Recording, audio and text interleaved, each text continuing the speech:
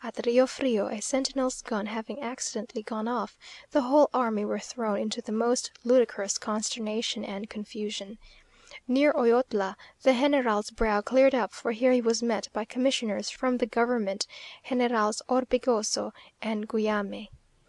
In a moment the quick apprehension of Santa Anna saw that the day was his own. He gave orders to continue the march with all speed to Tacubaya, affecting to listen to the proposals of the commissioners, amusing them without compromising himself, and offering to treat with them at Mexicalsingo. They returned without having received any decided answer, and without, on their part, having given any assurance that his march should not be stopped; yet he has been permitted to arrive unmolested at Tacubaya, where Paredes has also arrived, and where he has been joined by General Valencia, so that the three pronunciado generals are now united there to dispose of the fate of the republic. The same day General Almonte had an interview with Santa Anna, who said with a smile when he left him, "Es buen muchacho," he is a good lad, he may be of service to us yet. The three allied sovereigns are now in the archbishop's palace at Tacubaya, from whence they are to dictate to the president and the nation. But they are, in fact, chiefly occupied with their respective engagements and respective rights. Paredes wishes to fulfil his engagements with the departments of Guanajuato, Jalisco, Zacatecas, Aguas Calientes, Queretaro, etc. In his plan he promised them religious toleration, permission for foreigners to hold property, and so on, the last, in fact, being his favorite project. Valencia, on his side, has his engagements to fulfil with the federalists, and has proposed Señor Padraza as an integral part of the regeneration, one whose name will give confidence now and ever to his party. General Santa Anna has engagements with himself. He has determined to command them all, and allows them to fight amongst themselves, provided he governs. Paredes is, in fact, furious with Valencia, accusing him of having interfered when not wanted, and of having ruined his plan, by mingling it with a revolution with which it had no concern. He does not reflect that Valencia was the person who gave the mortal wound to the government. Had he not revolted, Santa Anna would not have left Perote, nor Paredes himself passed on unmolested. The conservative body has been invited to go to Tacubaya, but has refused. The majority desire the election of Paredes, or of any one who is not Santa Anna or Valencia. But Paredes himself, while drawing no very flattering portrait of Santa Anna, declares that he is the only man in the republic fit for the presidency, the only man who can make himself obeyed, in short, the only one capable of taking those energetic measures which the safety of the republic requires. He flatters himself that he, at the head of his division, will always keep Santa Anna in check, as if Cortázar, who deserted Bustamante in a moment of difficulty, could be depended on. Meanwhile they are fortifying Mexico, and some suppose that Bustamante and his generals have taken the rash determination of permitting all their enemies to unite in order to destroy them at one blow. 29th. There being at present an armistice between the contending parties, a document was published yesterday, fruits of the discussion of the allied powers at Tacubaya. It is called Las Bases de Tacubaya, and being published in Mexico by General Almonte, many expected and hoped that a new pronunciamiento would be the consequence.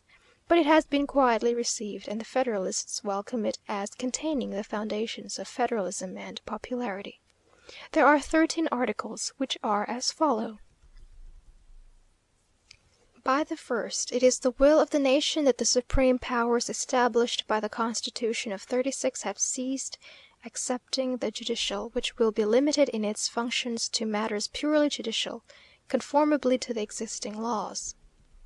By the second, a junta is to be named, composed of 2 deputies from each department, elected by His Excellency the Commander in Chief of the Mexican Army, Don Antonio Lopez de Santa Anna, in order that they may be entirely free to point out the person who is to hold the executive power provisionally.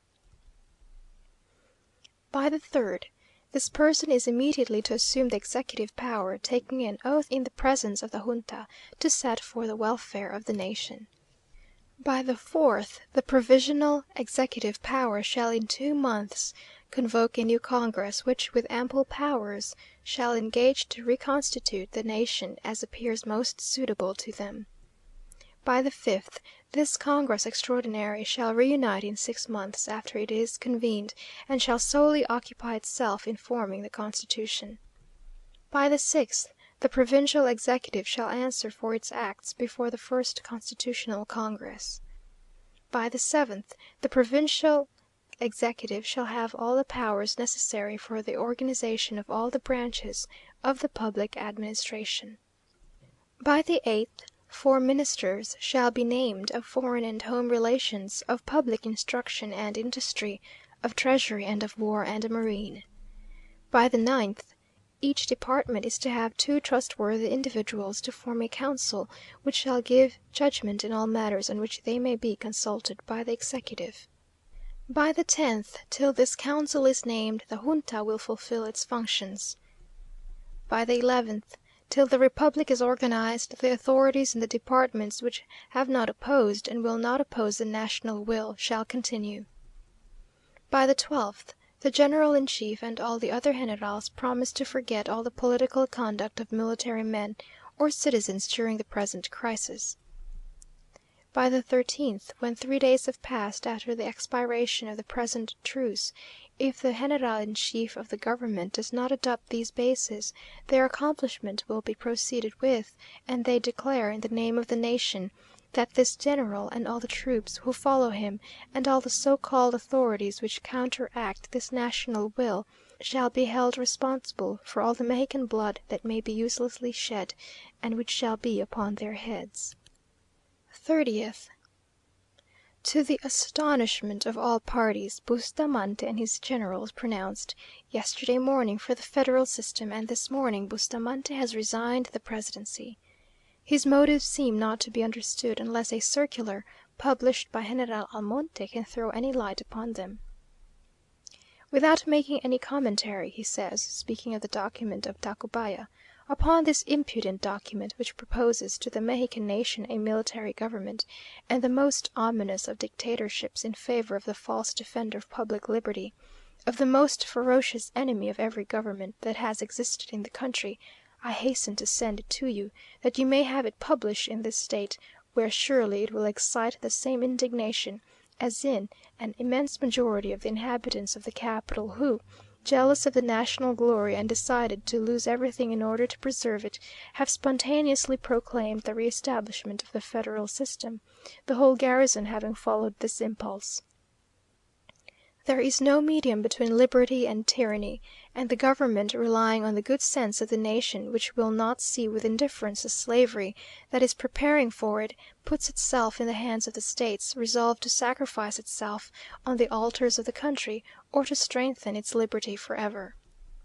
I enclose the renunciation which His Excellency Don Anastasio Bustamante makes to the presidency, etc. 3rd October.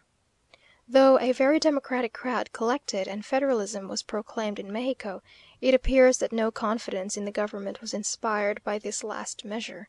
Some say that had Bustamante alone declared for the federal system, and had sent some effective cavalry to protect the pronunciados of that party all through the country, he might have triumphed still.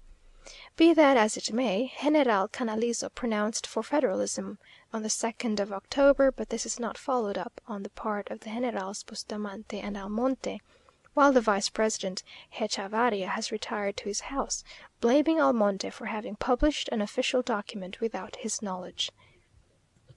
Everything is in a state of perfect anarchy and confusion. The léperos are going about armed, and no one remains in Mexico but those who are obliged to do so. It is said that in Tacubaya great uneasiness prevailed as to the result of this new movement, and Santa Anna offered an asylum there to the Congress and conservative body, although by the ultimatum from Tacubaya, published on the 28th, the Constitution of '36 was concluded, and of course these authorities were politically dead.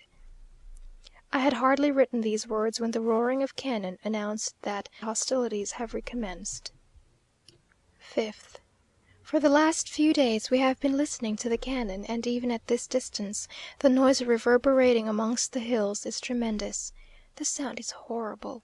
There is something appalling, yet humbling, in